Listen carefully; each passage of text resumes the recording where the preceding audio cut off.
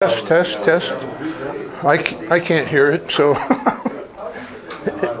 Is this mic coming through to you guys? I can hear you. I don't know if it's the mic. Yeah, right. It's not the mic. It's not the mic, No, okay. the mic's not on. They'll have to turn it up. It says I'm live. Have you ever read a book, Chicken Rock? It should be coming on. Mason? Definitely Mason. Let's see how loud. There is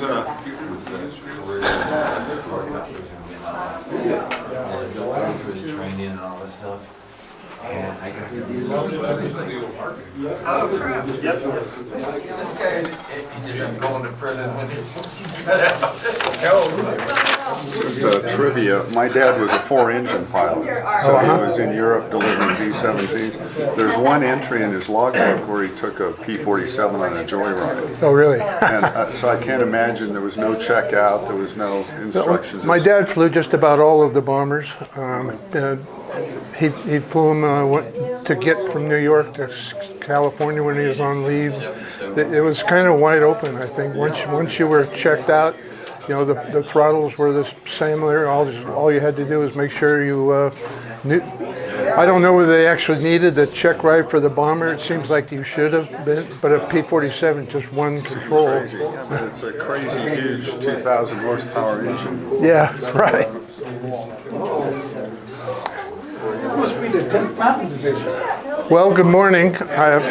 Is the mic working now? Okay, a little bit. Well, once we start recording, I'll restart this, but I just want to make sure that everybody's getting settled.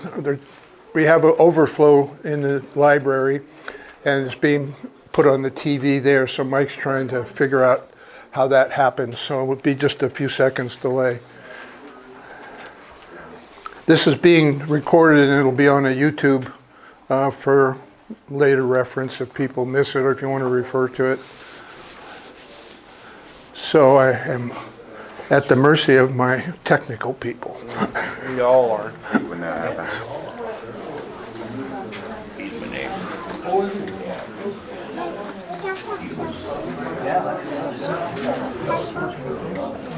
I think they're having trouble putting it into the other side. Yeah.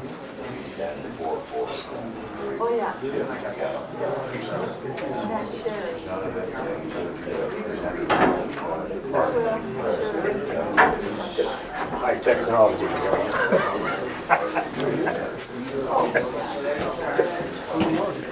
When this starts, you can adjust the mic, make sure it's coming through, right? Sure. I'll turn the volume up if need be. Plus I'll So, record it. How do you want that? As a DVD or you want it as a thumb drive? I don't care. You guys decide. And Well, it's up to you. as far as starting it, Mike will give a cue to go. Yeah, he'll come down. He'll come up and give you. Okay, and maybe he'll introduce it. What he wrote. Excuse me.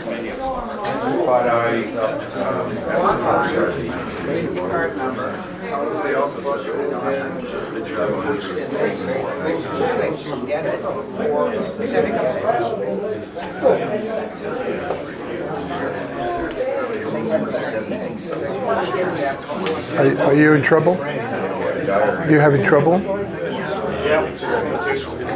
Maybe I'll go to the other room because I might have to be up and down for a bit. And sitting here is Okay, we'll get up and walk. They're having a little trouble getting it into the other room. So they may start here soon.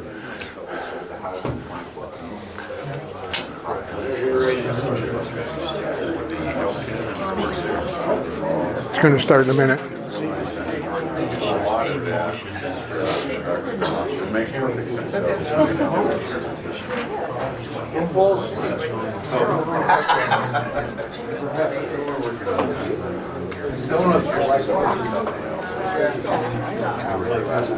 Okay, good morning, everybody. Can you hear me? Okay. Is that recording all right? Yeah. Okay. Well, anyway, thank you so much for, getting out with all the snow and everything and come joining us. for our marvelous coffee and conversation. And this should be, I think, our 218th. And again, as you know, we have a fascinating talk. And in fact, Doug also has had a fascinating career, which we may hear a little bit about. But his family's here as well. And could you raise your hands, everybody? They're in the back. In the back. Oh, okay. My son Chris, And son my Chris. grandson Soren, and Ava's my granddaughter, and my daughter-in-law Christina, my wife, just left. She had her back problem, so she'll be back here in a minute. So my wife and I live in Westminster, and Chris and Christina live in Superior. Well, and again, we have a fascinating story today. And just before we get going, I'd like to highlight a couple upcoming things we have. A new treat for you. All the books that we show on our little portable display case out there are totally new. So if you're looking for some marvelous books to just take home for a good read, please take a look through them. In fact, I don't know if any of you are familiar with the series by Rick Atkinson. He had 3 of them. Army at Dawn, which was the story of the army in North Africa. This one's Day of Battle, which is about Sicily and Italian campaign. And then the last one is about the war in Europe. And this is actually is signed by the author. Wow. So we got some marvelous books up here. Superb. And another one, The American Homefront, 1941 to 42 by Alistair Cook. So take a look at some of them. We need to find new homes for them. So please take some home. Okay, for our next, I'll just mention the next couple coffee and conversations we have coming. Our next one is by Dr. Lauren Ball, and he likes to go by the title doctor. He's a chiropractic doctor, but it's 24 years in the Army in about every branch we had. But along with that, and this was from the end of World War II up to Vietnam, and one of his assignments was as a guard for the war crime trials in Dachau. So this will be quite interesting. And that is our next one on 26 February. Then one of our own, Bill Bates. I don't know if Bill's here today. Bill was a member of the 17th Air Cav in Vietnam. And he described himself as bait. He was part of the recon units, which flew low over suspected enemy areas in loaches to draw fire. And that then provided a means to kind of identify where the enemy was and go after him. And amongst his other exploits, he was shot down 3 times. And he still can walk and talk and everything. So that to me is quite the talk there. Then 19th March, we're going to have Tim Hutchinson here to give his quarterly VA update. So anything new, if there is ever, we'll hear about it from Tim. And then our last one in March, Bob Groh served with the Air Force, also with Vietnam, and he flew F-4 Phantoms as part of what they call Tiger Fact for forward air controllers for Phantoms over Laos and North Vietnam. So we both will have some good, interesting stories. So anyway. Can we get a copy of that upstairs? Oh yeah, in fact, there are extra copies of this on the table in the back. We also always have it posted on our website. And again, all the talks will be posted on our website as well. So you can kind of go back in and see any others you may have missed. So again, without further ado, Doug, let me make sure you're Live? live there. Okay. All right. You can give that to Chris. Good morning. My name is Doug Nunes. My father is Harold Miller. My name was Miller in the past.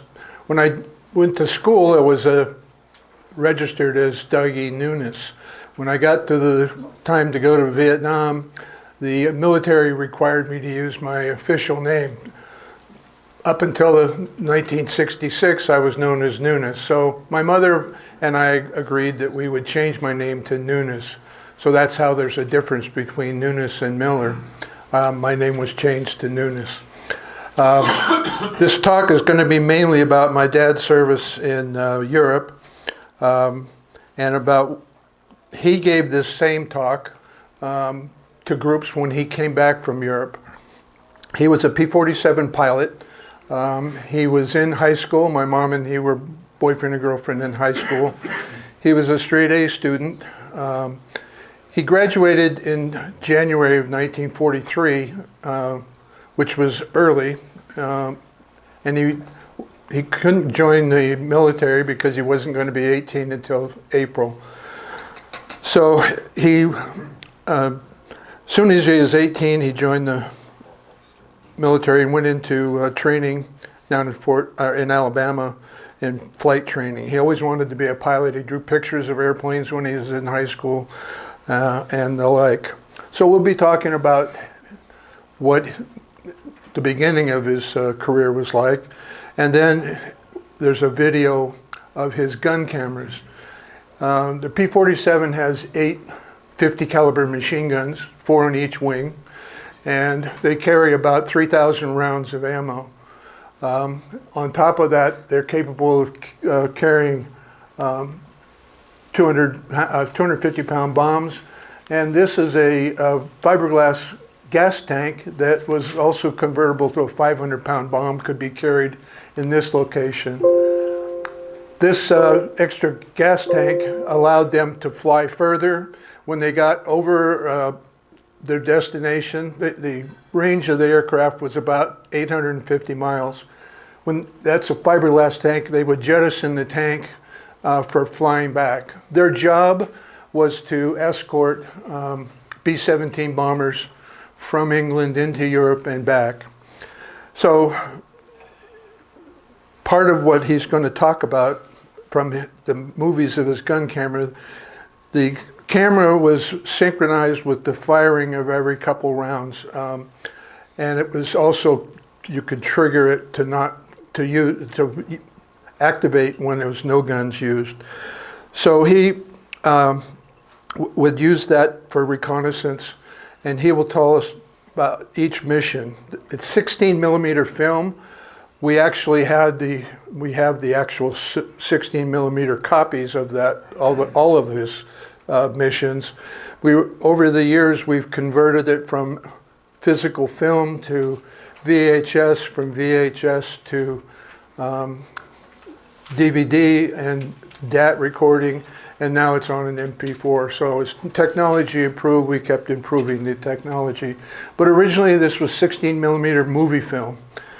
So what we'll be talking about is these missions, and with each mission, and there was combat, and he was credited with destroying 7 Nazi planes. If you have 5 planes, you're considered an ace. And this is planes destroyed, not shot down in combat, although those counted as well. But every time you had a enemy aircraft destroyed, there was an encounter report written. And in the early days, before we had this recording made by my father, my son and I went to Washington, where he was living. We showed the DVD, not the DVD, the VHS film, and then had him narrate the film as we were filming, so that we captured his narration. So you're going to actually hear my dad talking about his combat.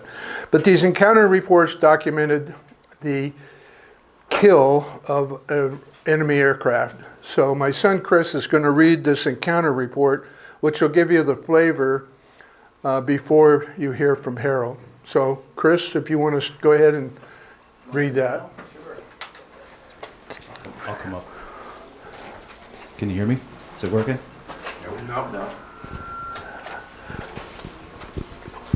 I blind leading the blind. Yeah. It's supposed to turn green? Supposed to turn on? No. Well, maybe I'll just speak loudly. Can you guys hear me?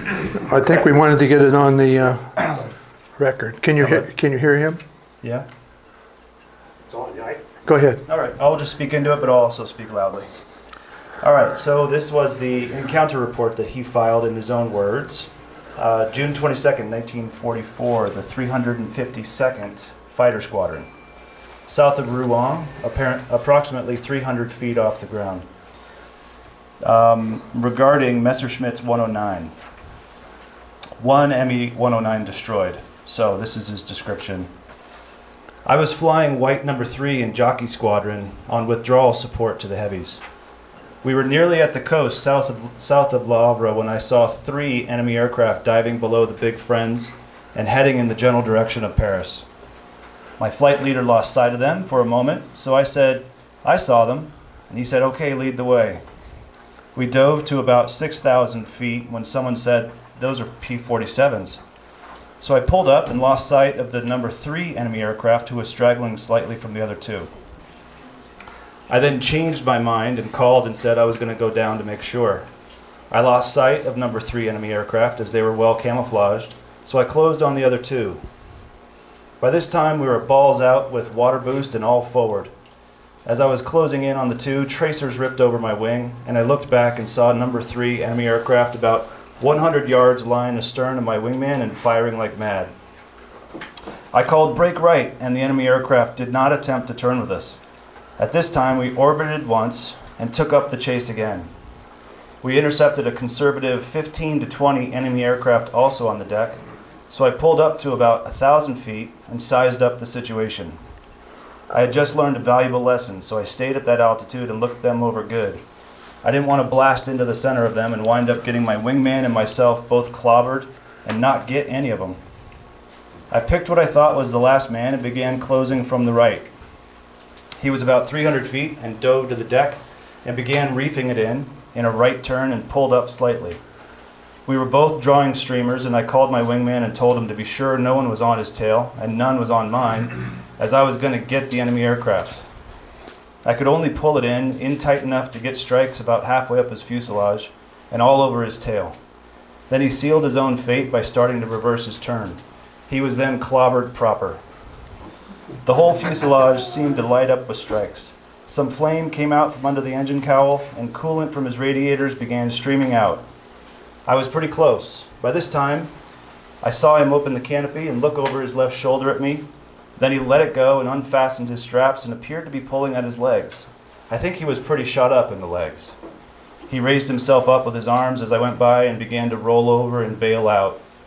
My wingman closed at this time and gave him another burst as Jerry went over the side at about 500 feet. The aircraft hit the ground and blew up. We were being shot at from the ground during the encounter, as we were over a small factory at this time. I looked over and saw a lone, straggling fort coming from where the 109s had just gone. So I went over and made sure the rest of those 109s didn't harm him. I gave him a call, and he said he was in a bad way and was going to try to make it to the coast. So we guided him around a coastal town and brought him to the coast of England. Then we came home. I might add, my wingman couldn't have flown a better formation. I had full confidence that he was right there protecting my tail. Without this teamwork, I probably would have worried about the other 20 enemy aircraft and missed this one. The 109s had yellow spinners and yellow tips on their rudder and wingtips and were camouflaged gray and green. They weren't too eager to fight, probably thought the odds were too great. The Thunderbolt is a wonderful piece of equipment. Rounds fired, 972. Harold O. Miller, 2nd Lieutenant, Air Corps. Thank you. Thank you, Chris.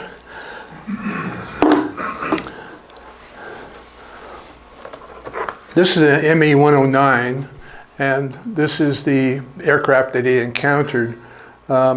This was an aircraft approximately the same speed and maneuverability with the P-47. It was a fighter. The P-47 is a fighter bomber. So the difference is the P-47 had a bigger engine. This has a diesel engine with a radiator.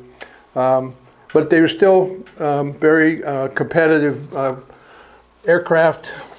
This is the other aircraft that he encountered and was able to get record kills on, and this is a Focke-Wulf 190. So of this six, and there's 6 aircraft, and then there was a 7th of a probable kill. 2 were Falk-Welsh, and the others were Messerschmitt 109s. The beginning of my,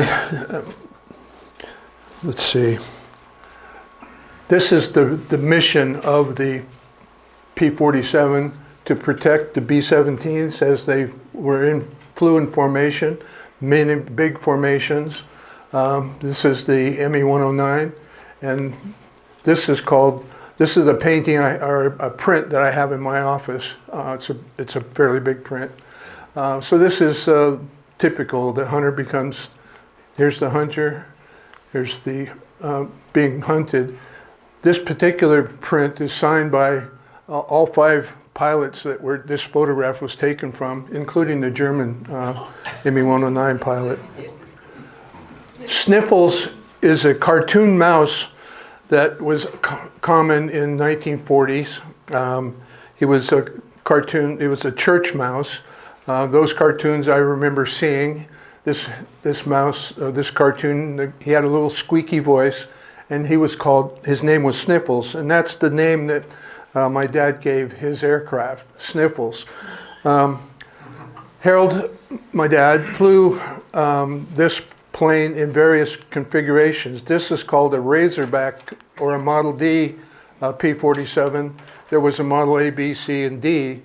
The Model A had a bubble canopy, and that was an early aircraft. The first aircraft my dad had Sniffles painted on the cowling right here. That aircraft was borrowed by another pilot, and he was shot down, so he lost that aircraft. In his 6 months in Europe, my father went through 7 aircraft. 3 of them were shot out from underneath him. He crashed one on the beach at the Cliffs of Dover, and he brought another 2 other aircraft where the plane was almost completely destroyed, but he was able to fly it back and crash land onto the airfield where he was stationed and fly again the next day. That's the thing about fighter pilots in war. They went out, they created a lot of destruction, protected our aircraft that would be flying, but they flew home every night and slept in a bed compared to other soldiers. But their mission was pretty challenging because my dad lost many friends who went out on a mission with him and didn't return.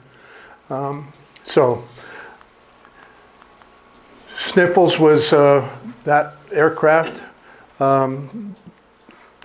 This is the 6 German planes that he shot down, and then there's a record here of how many trains were destroyed and how many truck convoys were involved. On Sniffles, they also had a record right here of every kind of truck. Each of the symbols meant something, and that's how they recorded it. So when the German aircraft encountered our pilots, they saw that the record that aircraft had. So it is an intimidating issue. The same was true with their aircraft. So if there was a lot of American stars on the side of their plane, they knew. This is Harold at 20 years old. I went to Vietnam when I was 20, and we all know that all of our wars are wars of 20-year-olds. Probably most of you were 20 or 25 when you went to Vietnam or another war. Any World War II fighter pilots or pilots here? Well, I know there are plenty of other pilots through history who had similar experiences during war. Hal was very close to his crew chief before and after the war. He kept in touch with him, helped support his family when they got back to the United States. This is the crew that repaired his aircraft every time he went out and brought it back with holes in it. This aircraft was 7 tons and would, as I said, carry a 500-pound bomb in the middle and the 250-pound bombs on each wing, and that load of 50 caliber machine guns, which is about the size of your thumb from the armament that goes. This is my dad's flight record. The blue lines are aircraft destroyed. The yellow and red ones are probables. This is the flight record. This is for those of you who, after the DD-14 is the military record of your service. This was the Air Force's record. So there was every date here is a date that he flew a mission. He flew 76 individual missions. They ranged from 3.5 to 4.5 hours. As I said, the range of the aircraft was only 850 miles. So they would fly into 400 miles and then they have to fly back. So they usually reserved enough gas so that they could take targets of opportunity whenever they were flying back. They would escort the bombers to the coast, the Normandy coast of the English Channel, and then they were free to range wherever they wanted to fly. On some dates to be looking for, eventually we're going to show a video of his combat, and before each clip of films, it gives the date and that reference. So what Chris just read to you was an encounter he had on 22 June. In this video, you'll see the strikes that he talks about, that the pilot was turning, and then he turned back, and then he was able to shoot the plane. So look for that date. Another element that we'll see on the film, at the end of the war, or in September of 1944, my dad got a message from Army headquarters that Army intelligence had identified a mission that he went on July 24th. On that mission, he documented with his gun cameras shooting a German staff car and blowing up the car, and the car went off at the road. To my dad, that was just another staff car or convoy that he was shooting. And that happened in July. In September, headquarters notified him that they believed that that car was General Rommel's car. And at that same time, that same week that encounter occurred, Rommel disappeared from the front. He was often seen, his headquarters was in Brussels. This was near Brussels, and so he was credited with that. They brought him out of the field, brought him back to the United States. He had a ticker tape parade down in New York as the pilot who killed Rommel. He then started a tour after the war with Bob Hope and Jenny Sims, selling war bonds and getting up in front of the group and talking about this encounter that he had, similar to this other aircraft shot down. So there was also a B-17 flight crew that was touring with Bob Hope and him. So you'll see some of that in this as well. So in the end, his flight record shows that he received the Air Medal with 3 oak leaf clusters, the Distinguished Flying Cross with an oak leaf cluster, and he left the field as a first lieutenant. He was injured in a crash on the cliffs of Dover where his engine, and he'll describe it a little quickly, he was flying back after bombing a railroad, and the aircraft in front of him dropped a delayed fuse bomb, and Hal was too low. He flew over a truck that was on a rail car, and the truck blew up, and a part of the truck hit his engine, and it put his prop into high speed, and he couldn't, when he tried to pull it back, the engine would die. So he kept priming the engine, told everybody he had to head back to England, and on the way back he couldn't get slow enough, and he kept losing. He tried to bail out once, and his canopy stuck, and he couldn't turn and drop out of the plane. And when he actually did turn to the side, he injured his neck, and he bellied in the water and then skidded up on the beach. The plane didn't explode, and it crashed onto the beach. He was rescued by some English village people, and he was out of action for 2.5 days, where they thought he was shot down. But because there was no telephones in that village, it took them 2 days to get him back to his field, and he flew the next week. So he didn't have much recuperation. He continued to have problems with his neck, and ultimately it turned out that there was some kind of constriction of his jugular vein by a nerve. There was a cut on his neck.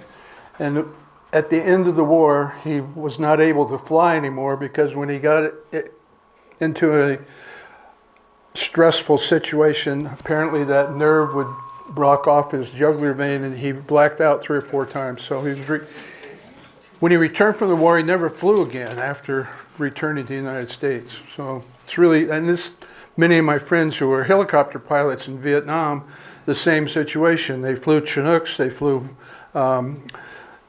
other planes, and then when they returned from Vietnam, they didn't fly again. So it's really all that training. But I imagine flying, the stress of almost being killed many times or crash landing many times, especially a helicopter pilot. Maybe that's, you figure your luck was up. You're not going to fly anymore.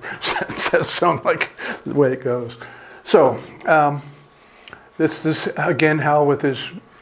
He graduated in June 1943. He went then on to advanced flight school to learn to fly the P-47. And when he graduated from that school in January of 1944, he sent my mother an engagement ring in the mail. And right here, there's a little hole. When my mother received it, the diamond in the ring was sticking it out of that hole. So this is actually the envelope my mother saved, and this is her noting that she received that ring. I'm a retired postal inspector, so this was kind of a fun addition to this report. He was in the news in Santa Rosa, in California, and San Francisco. Every time he flew, it just seemed like he had some major incident. In this article, he talks about flying a Super Fortress crashed in the water in the English Channel, and he and his wingman dropped life rafts for them to be rescued, and then the Coast Guard, the British Coast Guard, came and rescued them. My dad's wingman, he had 2 wingmen, Douglas Reinhardt and Raymond Greenwood, and I was named after those 2 wingmen, Raymond Douglas. So when Hal talks about his wingman flying a perfect formation, he's talking about Ray Greenwood, who became a general in the Air Force Reserve and was in Utah. So they were very close during this. My dad was only in Europe for 6 months, from May until September. He flew 76 missions, which was many more missions than every other pilot. He flew whenever anyone else didn't want to fly. You had a certain number of flights that your goal was, and that was over 70 at that time. Sometimes it was up to 200 when they were short of pilots, but so he was brought out of the field more or less early because he wanted to stay, but he was brought out by intelligence. He's in several books. There's books up here as an ace fighter pilot. This is him here, and it has a record of what kind of planes and what planes he shot down here. This is another encounter where he bombed a factory, and then it's a description of that incident where his engine went into high speed and he was able to crash land. Now, there was another incident similar where he blew out the back end of he was too low. They fly in formation, so the guy in front is dropping bombs and he's dropping bombs. This was a dive bomber They fly up to 400 miles an hour flat, but in a dive they could be 600 miles an hour. So they would be in a formation and they would drop off and then fly right behind each other, right? And the guy in front would drop his bombs and pull off, and then you would come over and drop your bombs. So several times Harold destroyed back end of his plane because he was too low from the plane dropping bombs in front of him. And this is an incident where that happened. Again, it hit the back end of the plane and blew it all out. And when he landed, he couldn't believe that the plane was still flying. All the aluminum was gone behind him. Another incident where he landed, it was a flak tower hit him.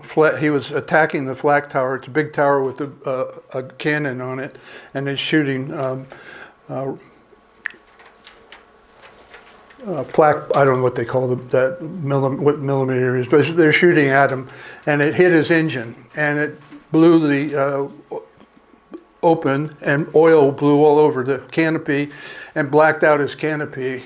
So he flew back, and he couldn't see to land. He had to look out the side, and Greenwood was flying beside him, and he guided them in, and he landed on instruments, more or less. So there was all these incidents that he survived and was able to fly the next day. So each one of them is pretty exciting in its own right. And then there was this incident where the German staff car is going along, and he shot the plane. Those 8 machine guns are on the wings. At 1,000 yards, those line of sight cross, and that's the aim point for a pilot as he comes in.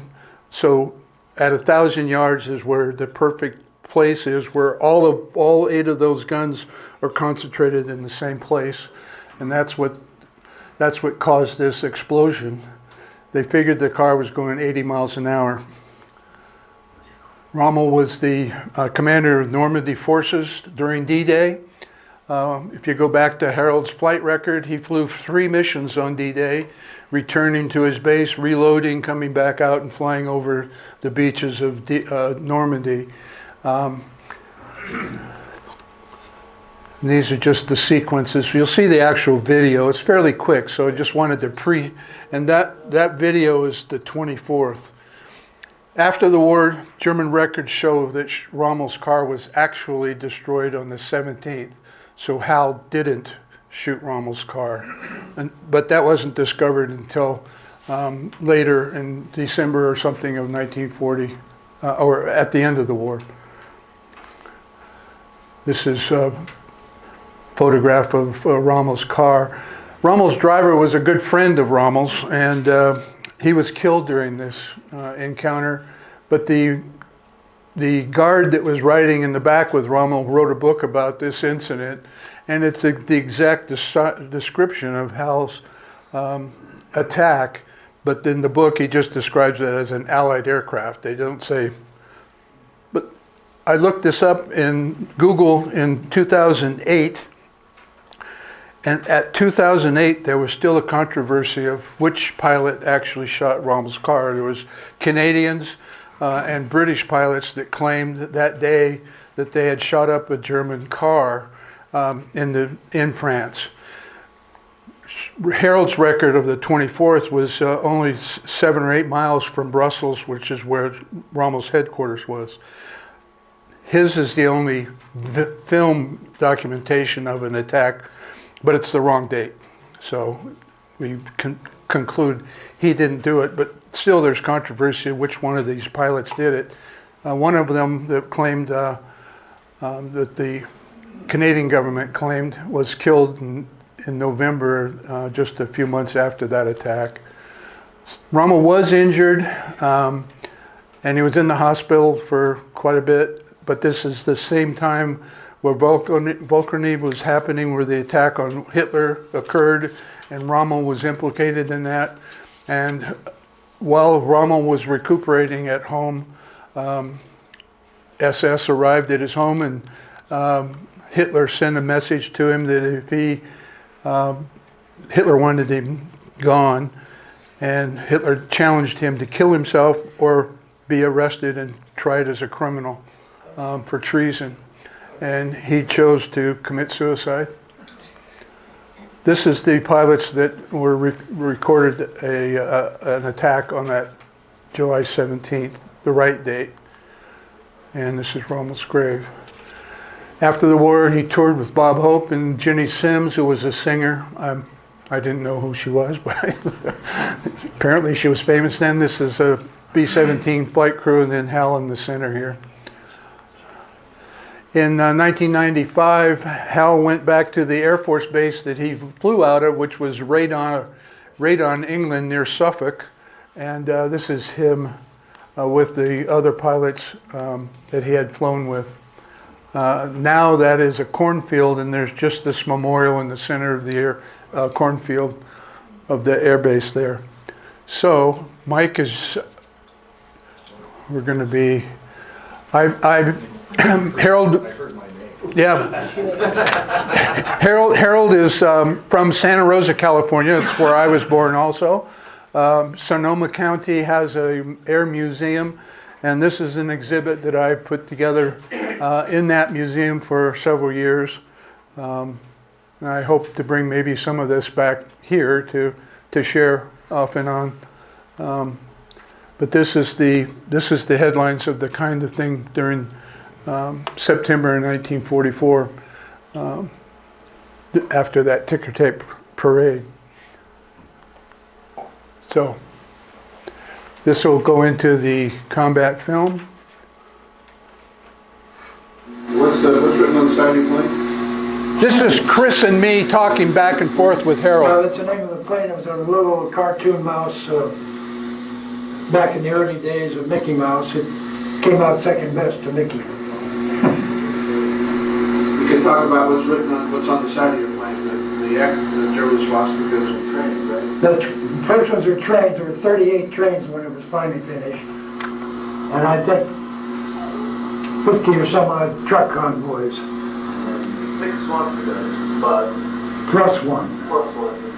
Yeah. And they represent planes were shot down. German planes destroyed. Newspaper article. Oh, this is a newspaper article. You remember which newspaper? No, I don't. But Is it Santa Rosa newspaper? No, probably the Chronicle. yeah, there's the name of the person. I can't read it from here. So. And it's an article about what? What happened? Well, but. Well, we're just trying to see what's on that. Okay. Well, you might say that this is an article about the shooting of Rommel's car. Yeah, We can explain that it's the controversy. within a few miles of his headquarters at the time in Brussels. And the British also put in a claim, but then it being so close and all, our intelligence thought we did it, or I did it, and Is that on this tape?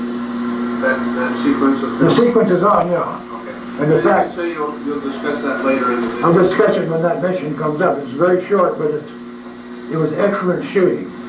May 22nd, 1999, 1944, yes, that's it. The fours look like nines there.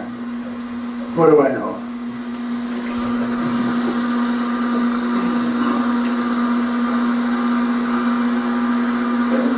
That's in Belgium, a barge on the canal loading cargo. And there's a convoy of cars along some roads through this little village. It makes it difficult, you have to shoot each one. 25th of May, 44. Ground targets at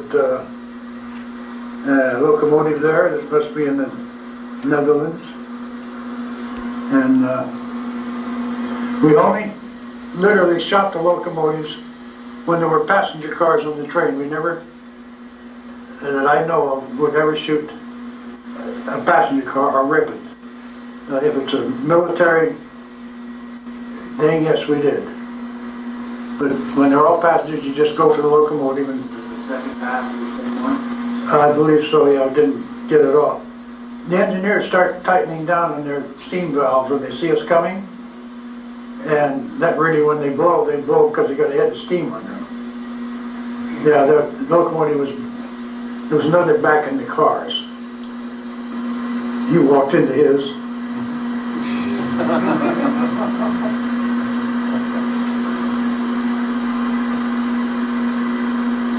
How big around were those bullets? 50 caliber.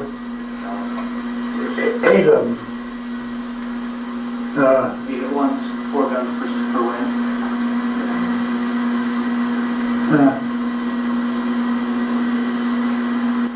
Well, this is the one that, you know, About 100 feet off the ground. there's a horse up in the corner of the field there. And I made this to be able to get a tight turn without dropping my wing into the pasture. And there he's coming to a stop. 29th of May, 44. There's an area in the upper right quadrant which, from a real estate standpoint, indicated there was some kind of a fort or a section or something, and they asked me to take some high altitude films, and then on the way home I then got down to treetops and wiggle wagging my way through there, and it looked like a military organization of some sort. That was all for intelligence, so I don't know what they did with it. And this going back and forth is just at low altitude, and you can see air raid sirens on some of the buildings. But it was just to keep the ground fire from being able to line up with you. This is interesting, but it sucks. Oh, some parts of Germany, I went up one valley. I used to get inquisitive. There's such beautiful farmland and beautiful cattle, and there's a locomotive that's already been busted behind. It's towing another one apparently, and 30th of May. This is we had 1,000-pound bombs, one under each wing, and there was a train going across a steel bridge, and the engineer got scared and he jumped out and stopped the train across the bridge. It was on the bridge when he saw us coming, and Wagner, my roommate, is ahead of me. His shadow should come up. There it is, and both of his bombs stuck in his wings, and he just barely hit that bridge. See the train on it? Yeah. And mine hit. The bombs didn't my horse. No. And mine bounced off the steel girding and blew up in the river. So it was. They sent a light force of B-26s off later and pattern bombed it. Okay, this is the day after the invasion. A scout car. Day after the invasion. In the village in France, there's a convoy of cars in amongst the trees on the road, and I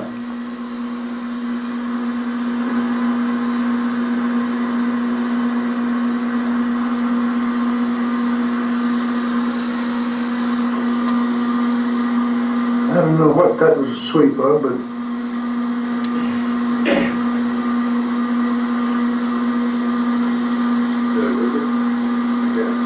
I thought the cameras only worked when you fired the guns. yeah, see the cars at the side of the road there? The two cars right there ahead of me. And then up the road you see little cars at the side or on the road. And the haystack there's on fire.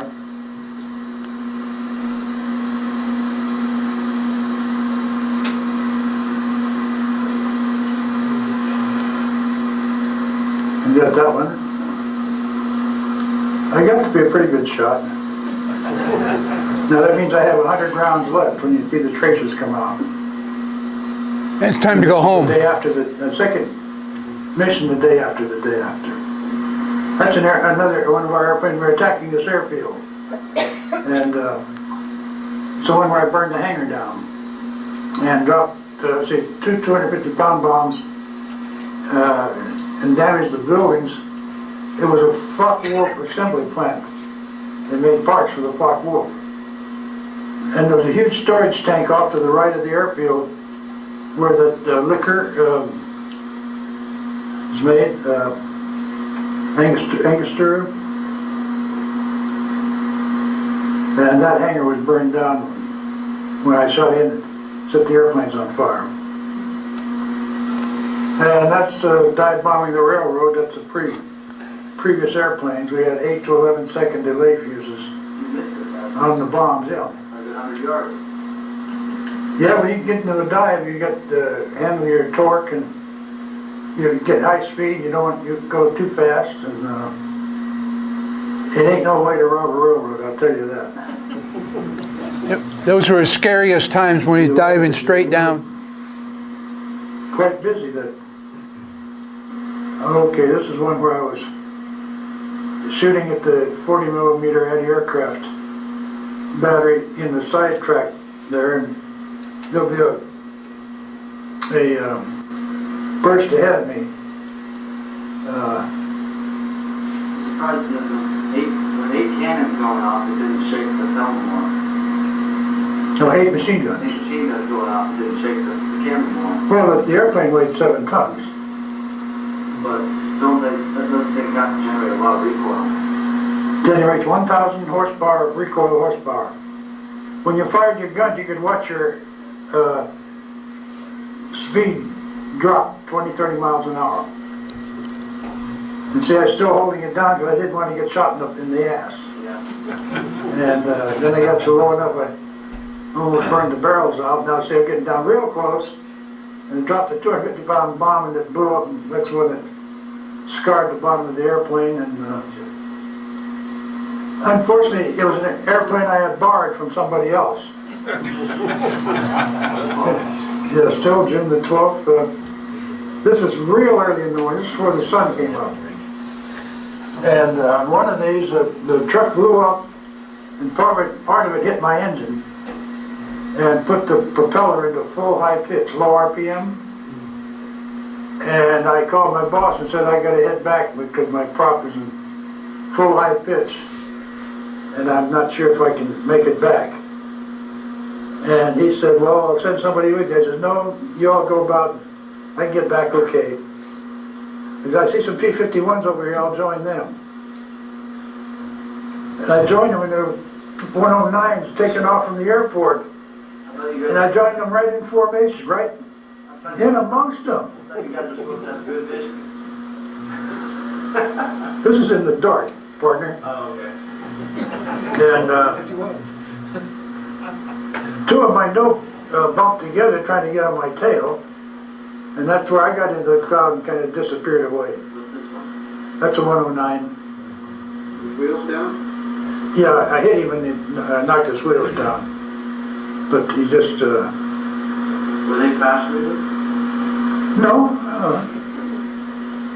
What happened? Red cylinder, 12 cylinder. About 12 cylinders, but it was diesel. There, see, now you can see the daylight coming up a little bit. Now, there were several times they sent us over in the dark. So we'd be on site. And this is the 20th of June. So you just fly by compass? You just fly by compass? Yeah, dead reckoning. This is the one that had 200 guns around it, and some dummy airplanes that did their job, suckered us down, and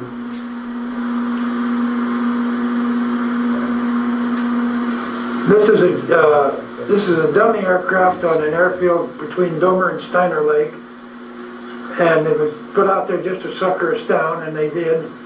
There were over 200 guns around here. These were canvas airplanes. And we briefed Colonel Duncan, our group commander, on this when we got back. 2 days later, he did the same attack and they shot him down. And then he escaped out through the underground a couple of months later. This is the first time your squadron had seen the dummy aircraft? 2 of us. We escorted the bombers in and then targets out. There, now that's a troop train there. I ripped it up the middle. Still the 22nd of June. I must have run 3 or 4 missions that day. Now this one I get, he was out turning me and then he reversed his turn and... That's the encounter report, Chris. Yeah. I couldn't hit him, but just on the rudder, he was out turning me. He reversed his turn. Boop, boop, boop, boop. When it gets to the combat fences, the plane fences closed. This is a turnstile in a railroad marshalling yard. We're dropping bombs on it. That's a flak tower. You usually took that out. That's a electric substation. So I lined them both up, the flak tower and the substation. That's smart shooting.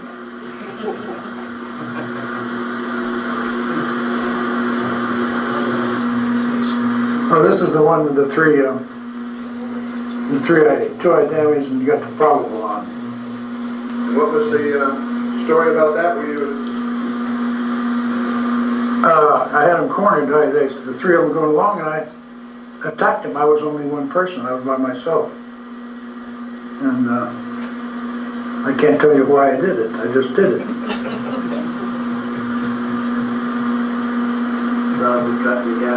Yeah, he dropped it finally. He shot all 3 of them, but he couldn't claim the kills. You have to witness the destruction.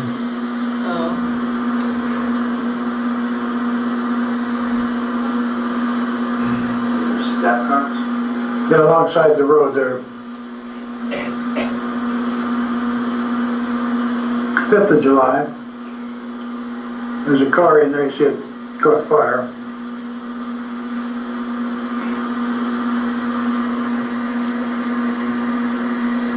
That's kind of smoky and hazy in there. This is Rommel. The car, I took careful aim and hit it in the gas tank, almost the first shot. Right there, see how the pumps are starting out? And we assessed this film later, and he was doing 80 miles an hour.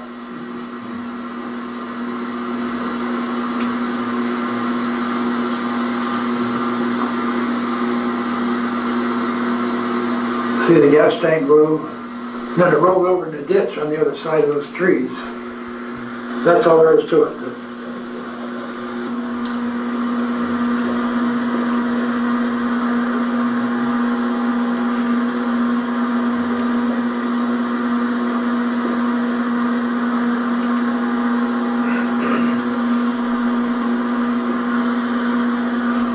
26. That's a far forth I'm chasing. I had a bomb stuck on my left wing, and when we started this dogfight, and in chasing this one, he jumped over a hedgerow and went down into the land, and I had to shoot through the hedgerow to hit him because to bring my guns to bear. Well, I hit the damn hedgerow and it knocked the bomb off the airplane and blew up behind my armor plate, just blew the hell out of the back of the plane. And the engine kept running. And then I chased him. I shot at him, I think, 11 or 12 times. I had no guns in my left wing. They weren't firing. So every time I fired, it would skid sideways. And my wingman said, I think I can get him. I said, go ahead, because I can't get any speed out of this sucker. When I looked behind me, all the aluminum was sticking out of my rudder and the stabilizer and, you know, drag, yeah. And he shot him down, and that's when I went to the beachhead, and I bellied in at 220 miles an hour. Because it also broke the strut, the horizontal stabilizer. And I couldn't slow down or it would die.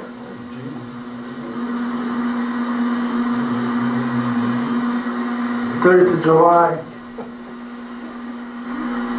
That's in France.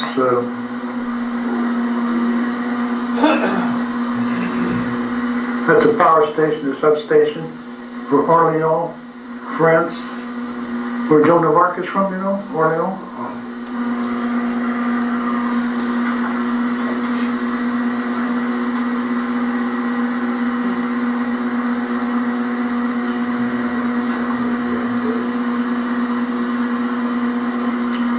get to be a pretty good shot.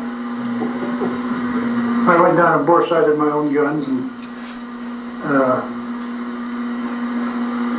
took very good care of my airplane. Then went out and got it shot full of holes.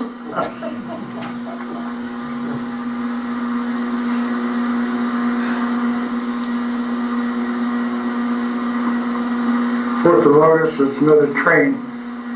Locomotives, I believe, towing each other, 6 of them. We had what they call the Chattanooga. This might have been the Chattanooga,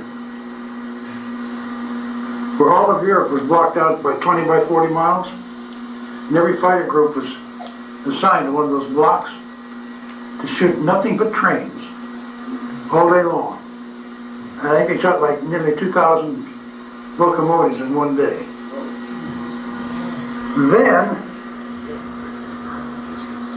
that's part of an airfield, I think.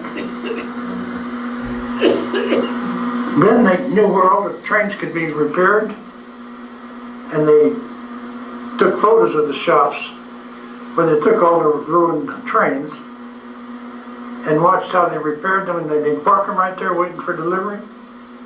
When they got enough of them parked, then they send the bombers over and pattern bomb the whole repair depot. 7th of August.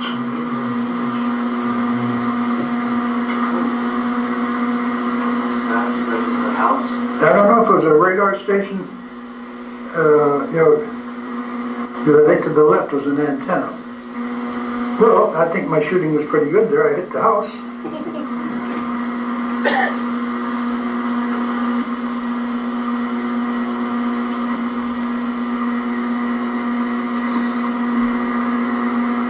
Miles an hour? Oh. 400? 300. My airplane flat out at sea level with water boost and everything was about 330. Now in the dive, yeah, 600. Here's the train I demobilized.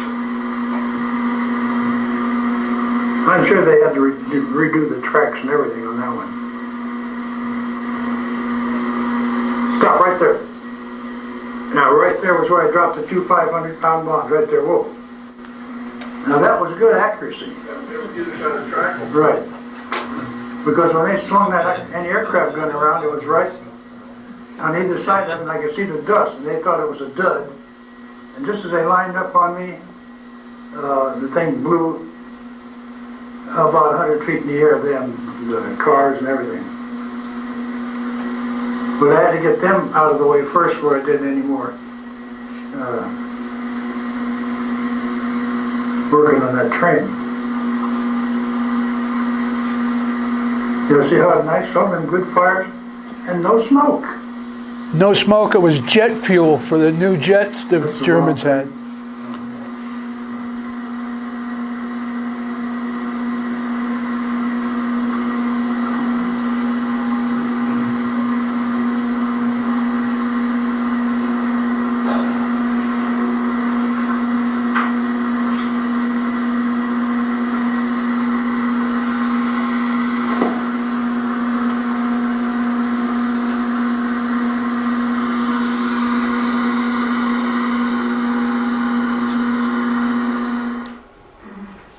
Okay.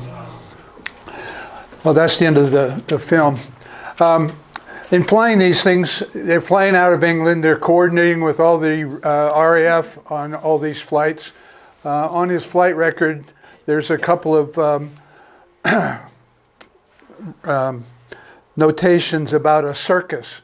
And a circus is a British term for a bomber group getting together and having 6 or 8 squadrons of fighters flying with the 30 or 40 bombers.